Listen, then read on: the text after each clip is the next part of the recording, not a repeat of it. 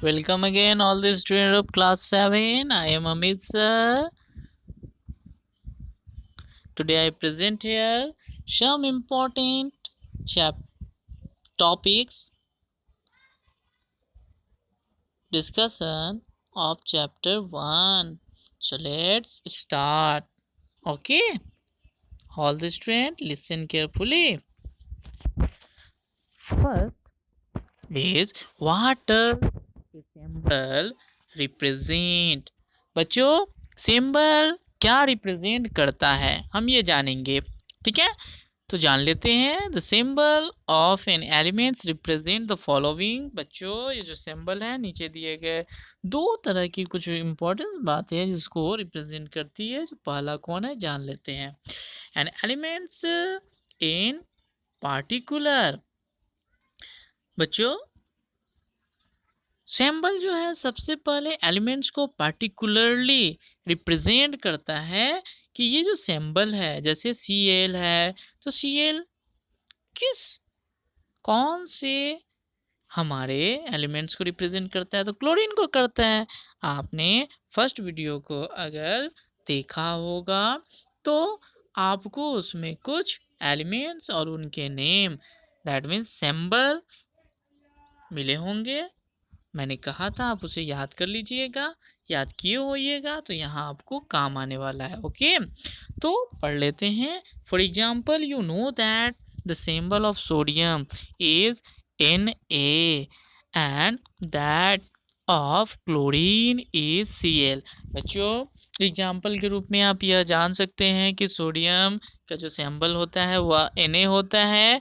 Sodium का Latin name natrium होता है, जिसका फर्स्ट और सेकेंड अल्फ़ाबेट Na से उसका सिंबल बनाया गया है, जैसा कि हम अपने फर्स्ट वीडियो में जाने थे। ठीक है, and that the chlorine is Cl। Chlorine का Cl यानी कि फर्स्ट और थर्ड अल्फ़ाबेट को सिंबल बनाया गया है। So instead of saying that the compound common salt is made up of the elements sodium and chlorine, you can say that it is made up of Na and Cl, that means sodium and chlorine। बच्चों, अगर आपको symbol का ज्ञान हो जाएगा तो जो compound होते हैं, जो दो या दो से अधिक एलिमेंट्स के मिलने से बने होते हैं, उसके नाम को बताने के लिए, उसे रिप्रेजेंट करने के लिए आप कुछ ही लेटर्स के द्वारा उनके नाम को रिप्रेजेंट कर सकते हैं। यही तो कमाल है हमारे द केमिस्ट्री लैंग्वेज का। बच्चों, जैसे कि सोडियम जो कॉमन सॉल्ट है, ठीक है, जो कॉमन सॉल्ट है सोडियम क्लोराइड, ठीक, अगर आप इसे रिप्रेजेंट करने के लिए, ठीक कहिएगा तो क्या कहिएगा, NaCl कहिएगा, है कि नहीं। Na दैट मीन्स सोडियम और Cl क्लोरीन, दोनों से मिलके हमारा कॉमन सॉल्ट बना हुआ है। ठीक, उसी तरह you can also say that Cu that means copper होता है, कपरम, तो cuprum sorry is red brown, whereas Au aurum is yellow. ठीक है, नेक्स्ट है and that Ca that means calcium is a metal, whereas Cl that means chlorine is a non-metal। ठीक है बच्चों, अब सेकेंड हम लोग जानेंगे। सेकेंड क्या, कौन सी ऐसी चीज़ है जिसको सिंबल रिप्रेजेंट करता है। तो चलिए, an atom of an element, यानी कि वह एलिमेंट्स के एटम को रिप्रेजेंट करता है। जैसे इन formula and equations, a symbols represent an atoms of an elements। बच्चों, फॉर्मूला और इक्वेशन में जो सिंबल है वह किसको रिप्रेजेंट करता है, एटम्स है ना। और ये एटम्स किसके होते हैं, एलिमेंट्स के होते हैं। ठीक है, more than one atom in A molecule is shown by A numeral script. बच्चों, जब वन से अधिक हमारा एटम का नंबर आता है तो उसे हम रिप्रेजेंट करने के लिए हम न्यूमेरल स्क्रिप्ट यानी कि नंबर का यूज करते हैं। This is explained in the next section. जैसे हम नेक्स्ट सेक्शन में जानेंगे। हमारा जो नेक्स्ट टॉपिक है वो फार्मूला के बारे में जान लेते हैं। Atom usually do not exist independently. बच्चों, ये जो एटम है यह सामान्य तौर पर इंडिपेंडेंट नहीं होता है। They generally combined among themselves to form molecules. बच्चों, ये जो एटम्स होते हैं ये अपने जैसे ही एटम्स के साथ कंबाइंड होते हैं और बहुत सारे एटम्स आपस में जब मिल जाते हैं, ग्रुप बना लेते हैं, तो उसे ही हम मॉलिक्यूल्स कहते हैं। A molecules is the smallest part of an element or a compound that can exist independently. It is represented by a formula। और बच्चों, जैसे कि हमने अभी जाना कि एटम्स फ्रीली नहीं रहते हैं, वे अपने जैसे ही एटम के साथ कंबाइंड होके मॉलिक्यूल बनाते हैं। और यह जो मॉलिक्यूल होता है या एलिमेंट का स्मॉल पार्ट्स होता है या फिर कंपाउंड का स्मॉल पार्ट्स होता है जो इंडिपेंडेंटली हमारे इन्वायरमेंट में प्रेजेंट होते हैं। ठीक है, और इसे हम फार्मूला के द्वारा रिप्रेजेंट करते हैं। The formula of an molecule give the numbers of atoms of the same or different elements present in the molecule. बच्चों, ये जो फार्मूला है यह क्या करता है, नंबर्स ऑफ मॉलिक्यूल्स, ठीक है, जो मॉलिक्यूल्स है उसमें जो एटम्स के नंबर हैं, ठीक है, जैसे कि अभी हमने जाना है कि molecule same kinds of atoms के मिलने से बना हुआ है और जो कंपाउंड वगैरह होते हैं, ठीक है, तो इसमें डिफरेंट भी होते हैं कंबाइंड। तो जो फार्मूला होता है यह क्या होता है, एटम्स के नंबर को रिप्रेजेंट करने के लिए काम में लाया जाता है। ठीक है, जो जितना एटम हमारे एलिमेंट्स के मॉलिक्यूल में प्रेजेंट होते हैं। ठीक है, नेक्स्ट है फार्मूला ऑफ एलिमेंट। तो फार्मूला ऑफ एलिमेंट्स के बारे में हम लोग जान लेते हैं। when an element of an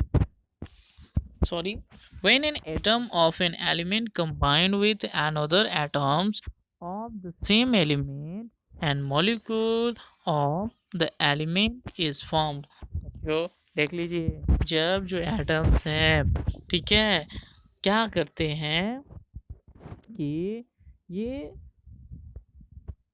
स्वयं के एटम्स और दूसरे एलिमेंट्स के एटम्स के साथ जब वो कंबाइंड हो जाते हैं, ठीक है, मिल जाते हैं, कभी कभी ये अपने ही एटम्स के साथ कंबाइंड होते हैं, कभी कभी दूसरे एटम्स के साथ भी कंबाइंड हो जाते हैं सेम एलिमेंट्स के, तो मॉलिक्यूल्स बनाते हैं। ठीक है, और मॉलिक्यूल्स को रिप्रेजेंट करने के लिए हम लोग फार्मूला का यूज करते हैं। ठीक है, for example, two atoms of hydrogen combine to form a molecule of hydrogen। जैसे कि दो एटम हाइड्रोजन जब मिलेगा तभी हाइड्रोजन गैस का एक मॉलिक्यूल बन पाएगा। The formula of hydrogen is H2। ठीक है बच्चों, हाइड्रोजन बनने के लिए हाइड्रोजन के दो एटम्स का आपस में मिलना जरूरी होता है। ठीक है, two being the subscript showing the number of hydrogen atoms in the molecule. और ये जो टू जो न्यूमेरल है यह दूसरा स्क्रिप्ट हो गया जो क्या करेगा, हाइड्रोजन के एटम्स को रिप्रेजेंट करेगा मॉलिक्यूल में। Similarly, molecules of nitrogen, oxygen, fluorine, chlorine, bromine and iodine contain two atoms of the elements. ठीक इसी तरह हमारा जो नाइट्रोजन है, ऑक्सीजन है, फ्लोरीन है, क्लोरीन है ना, ब्रोमीन, आयोडीन जो है, इन सभी को क्या है, मॉलिक्यूल बनने के लिए दो एटम की जरूरी होती है, नहीं तो ये अपने रूप में नहीं बन पाएंगे। ठीक है, सेम काइंड्स ऑफ एनिम, जैसे नाइट्रोजन के दो एटम आपस में मिलेंगे तभी नाइट्रोजन गैस बन पाएगा, ऑक्सीजन के दो एटम आपस में मिलेंगे तभी वह ऑक्सीजन गैस बन पाएगा, नहीं तो नहीं बन पाएगा। ठीक है बच्चों,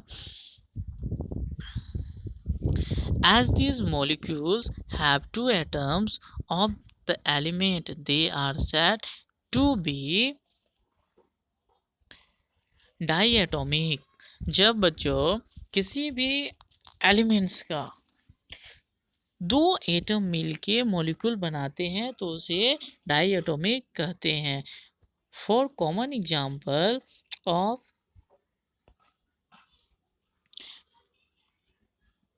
triatomic gases is ozone O3।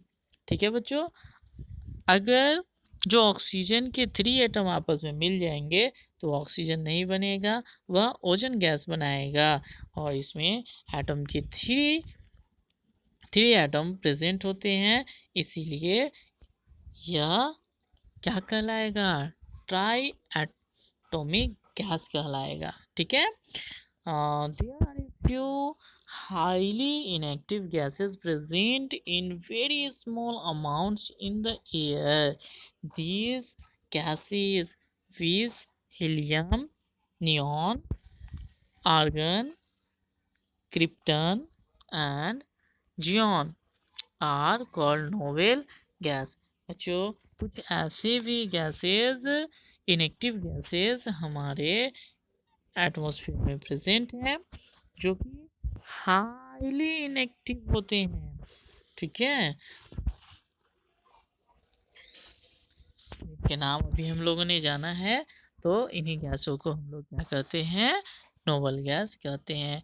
A molecule of a noble gas contain only one atom of the element। बच्चों ये जो गैस है इनके मॉलिक्यूल बनने के लिए केवल एक ही एटम की जरूरत होती है।